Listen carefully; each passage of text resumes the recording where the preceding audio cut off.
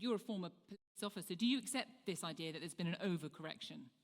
I'm very conscious that my policing experience ended 15 years ago, but I did serve for 12 years, and I was one of the police officers, like other police officers across the UK, who attended 3 days of diversity training as a result of the Macpherson report and the murder of Stephen Lawrence.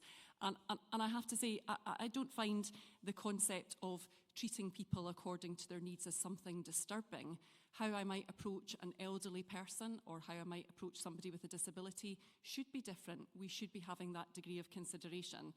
I've been reading the judge's remarks in relation to the horrific murder of Henry Novak, and when I reflect on that and think about myself and my colleagues and what we might have done, ultimately all emergency services have a responsibility for preservation of life.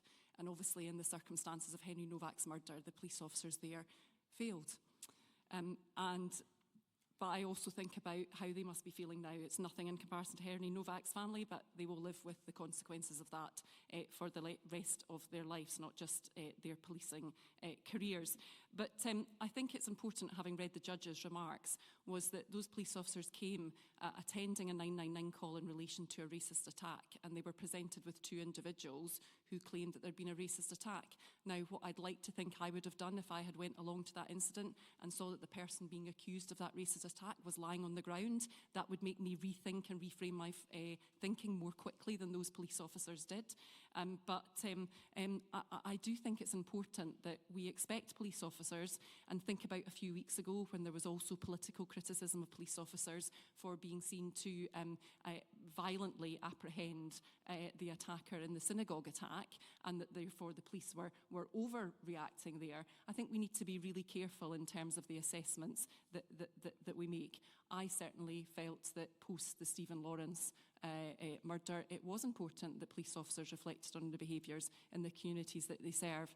I actually think that's one of the reasons why we need to ensure that police officers do represent those communities, and by that I mean live in those communities, work in those communities, look like people in those communities, and that's incredibly important. The final thing I just want to say is we've talked a lot about what Henry's father has said this week about not having violence and division, but he has also talked about the scourge of knife crime, and in Scotland today 2 teenagers were convicted of the murder of another 16-year-old in Ayrshire. So there is absolutely no doubt that despite some recent, and I certainly looked to the Violence Reduction Unit in Scotland and the public health approach that's been taken, but there is absolutely no doubt that we are seeing increasing levels of knife crime, and those need to be dealt with.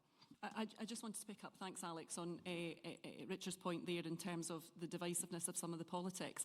I just find it quite ironic, given the protest scenes that we've seen in Southampton, that the people that are there protesting are protesting about the scourge of knife crime. But the reality is when protests like that happen, the very same police officers who are working in communities to prevent knife crime are the ones being abstracted and taken out of those local communities to attend such protests. It really is counterproductive.